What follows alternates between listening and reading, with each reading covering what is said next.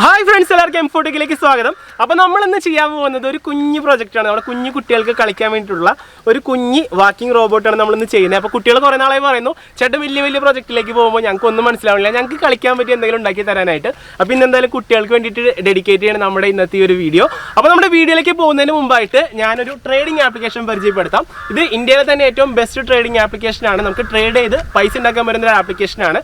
ഇതിനെക്കുറിച്ച് പറയുമ്പോൾ നമ്മുടെ രത്തൻ ടാറ്റ ഇൻവെസ്റ്റർ ആയിട്ടുള്ള ഒരു ആപ്ലിക്കേഷനാണ്.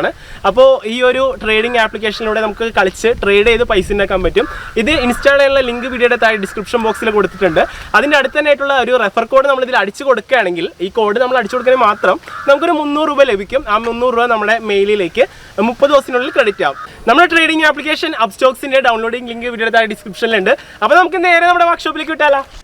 ഓക്കെ ഫ്രണ്ട്സ്, അപ്പോൾ നമുക്ക് നമ്മുടെ വർക്ക് തുടങ്ങാം. അപ്പോൾ നമുക്ക് ആദ്യം വേണ്ടത് ഒരു 6 ഐസ്ക്രീം സ്റ്റിക്കാണ്. ഇത് നമ്മൾ കണ്ടോ, 4 എണ്ണം 7 സെൻറ്റിമീറ്ററിലും 2 എണ്ണം 8 സെൻറ്റിമീറ്ററിലും മാർക്ക് ചെയ്തെടുത്തു.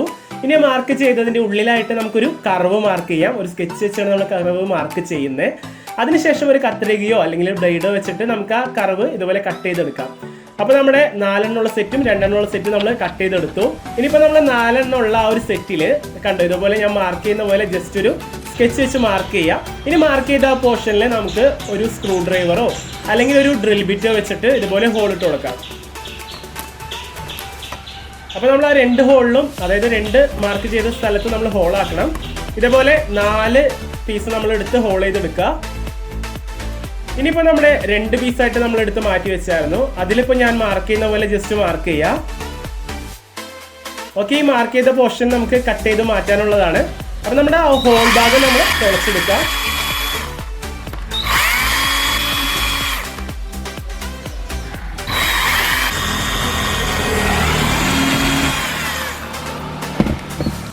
ഓക്കെ, ഇനിയിപ്പോൾ കണ്ടോ, ഇതുപോലെ നമ്മൾ മാർക്ക് ചെയ്ത പോർഷൻ ഒരു ബ്ലേഡ് വെച്ചിട്ട് നമുക്ക് ഉള്ളിൽ തുറന്ന് മാറ്റണം.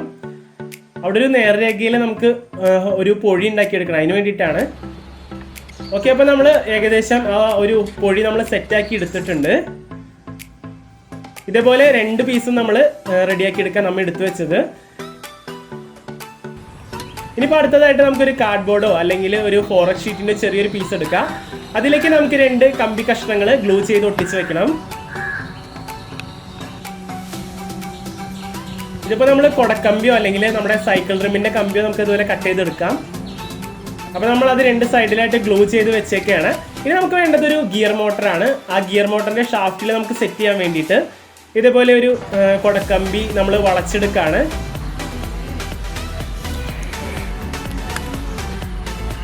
ഓക്കെ, അപ്പോൾ നമുക്ക് ഇതേപോലത്തെ ഒരു പീസാണ് വേണ്ടത്. ഒരു പീസല്ല, നമുക്ക് 2 പീസ് ഉണ്ടാക്കി എടുക്കണം.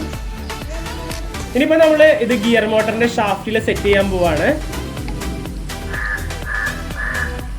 അപ്പം ഞാൻ സെറ്റ് ചെയ്യുന്നത് എങ്ങനെയാണെന്ന് നോക്കാം. അതായത് അതിൻ്റെ നടുക്കൊരു സ്ക്രൂ ചെയ്യാൻ ഹോൾ ഉണ്ടാവും. ആ ഹോളിലേക്ക് നമ്മൾ ഇതേപോലെ കയറ്റി വെക്കുക. ഞാനിപ്പോൾ വെച്ചിരിക്കുന്ന പോലെ കയറ്റി വെച്ച് കൊടുക്കുക. അതിനുശേഷം അത് ലൂസായി പോവാതിരിക്കാൻ വേണ്ടിയിട്ട് നമുക്ക് അവിടെ കുറച്ച് ഗ്ലൂ അപ്ലൈ ചെയ്യാം. ഇനിയിപ്പോൾ നമുക്ക് ഇത് നടുഭാഗത്തായിട്ട് നമ്മൾ വെച്ച് കൊടുക്കുകയാണ് നമ്മുടെ ഈ ഒരു മോട്ടർ. ഓക്കെ, കണ്ടോ, ഏകദേശം ഒരു നടുഭാഗത്ത് അതിൻ്റെ ഷാഫ്റ്റ് വരുന്ന രീതിയിൽ നമ്മൾ സെറ്റ് ചെയ്ത് കൊടുത്തു നമ്മുടെ ഗിയർ മോട്ടർ. ഇനി അതിൻ്റെ മുകളിലും നമ്മൾ വെച്ച നേരത്തെ സൈഡുകളിൽ വെച്ച അതേ അളവിൽ ഒരു കമ്പി കഷ്ണം കട്ട് ചെയ്തെടുത്ത് നമ്മൾ മുകളിൽ വെച്ച് കൊടുത്തു. ഓക്കെ, ഇനിയിപ്പോൾ നമ്മൾ ചെറിയ ഒരു നമ്മുടെ കോലുമിട്ടായിടയ്ക്ക് സ്റ്റിക്കില്ലേ, അതിൽ നിന്ന് ഇതുപോലെ കുഞ്ഞു കഷ്ണങ്ങൾ അല്ലെങ്കിൽ റീഫില്ലിൽ നിന്നാലും കട്ട് ചെയ്തെടുത്താൽ മതി. അതിനുശേഷം നമ്മൾ ഒട്ടിച്ച് വെച്ച കമ്പികളുടെയൊക്കെ സൈഡിൽ ഇത് കയറ്റി വെച്ച് കൊടുക്കുക.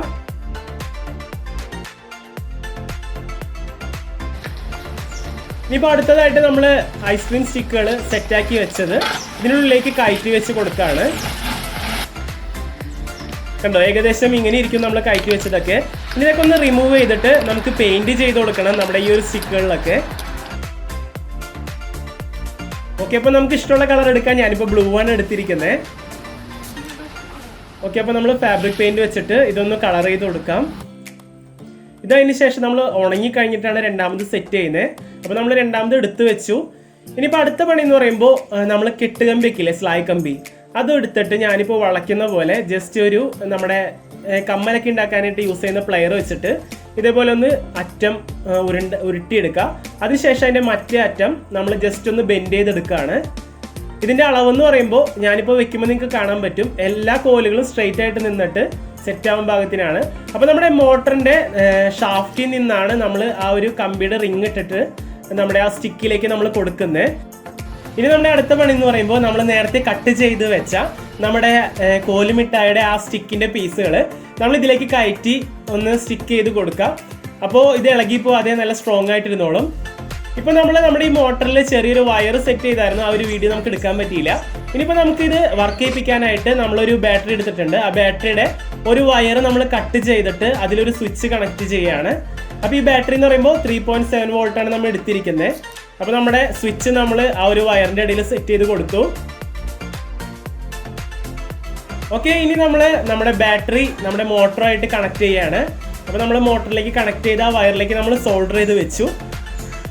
ഇനിയിപ്പോൾ അടുത്ത പണി എന്ന് പറയുമ്പോൾ നമ്മുടെ ഈ ഒരു ബാറ്ററി നമ്മുടെ പ്ലാറ്റ്ഫോമിൽ ഒട്ടിച്ച് വെക്കുക എന്നുള്ളതാണ്. അപ്പോൾ നമ്മൾ ബാറ്ററിയിൽ ഗ്ലൂ അപ്ലൈ ചെയ്തു, അതിനുശേഷം അതവിടെ ഒട്ടിച്ചു. ഇനി അടുത്തതായിട്ട് നമ്മുടെ സ്വിച്ചാണ് നമ്മൾ ഒട്ടിക്കുന്നത്. അപ്പോൾ സ്വിച്ചിൽ നമ്മൾ ചെറുതായിട്ട് ഗ്ലൂ അപ്ലൈ ചെയ്തു. ആ സ്വിച്ചും കൂടി ഒട്ടിച്ച് കഴിഞ്ഞാൽ നമ്മുടെ വാക്കിംഗ് റോബോട്ടിൻ്റെ വർക്ക് കഴിഞ്ഞു. അപ്പോൾ ജസ്റ്റ് ഇതൊന്ന് ഉണങ്ങാൻ വെക്കുക.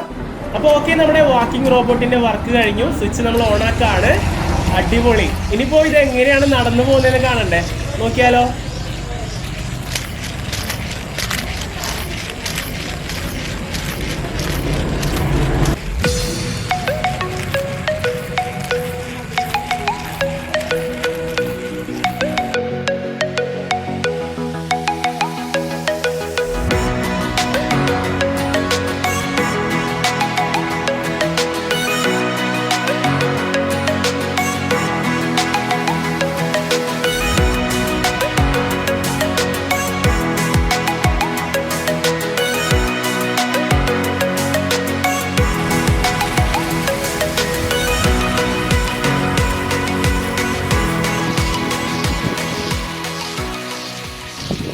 ഫ്രണ്ട്സ്, അപ്പോൾ ഇന്നത്തെ വീഡിയോ എല്ലാവർക്കും ഇഷ്ടപ്പെട്ടെന്ന് വിചാരിക്കുന്നു. അപ്പോൾ വീഡിയോ ഇഷ്ടപ്പെട്ടെങ്കിൽ ലൈക്ക് ചെയ്യുക, വീഡിയോ ഇഷ്ടപ്പെട്ടില്ലെങ്കിൽ ഡിസ്ലൈക്ക് ചെയ്യുക. പിന്നെ നിങ്ങളുടെ അഭിപ്രായങ്ങളും നിർദ്ദേശങ്ങളൊക്കെ വീഡിയോയുടെ താഴെ കമൻറ്റ് ചെയ്യുക. പിന്നെ ഇതുപോലത്തെ വീഡിയോസ് ഇനി ലഭിക്കാനായിട്ട് എംഫോടെക് യൂട്യൂബ് ചാനൽ വരെ സബ്സ്ക്രൈബ് ചെയ്തില്ലെങ്കിൽ സബ്സ്ക്രൈബ് ചെയ്യുക.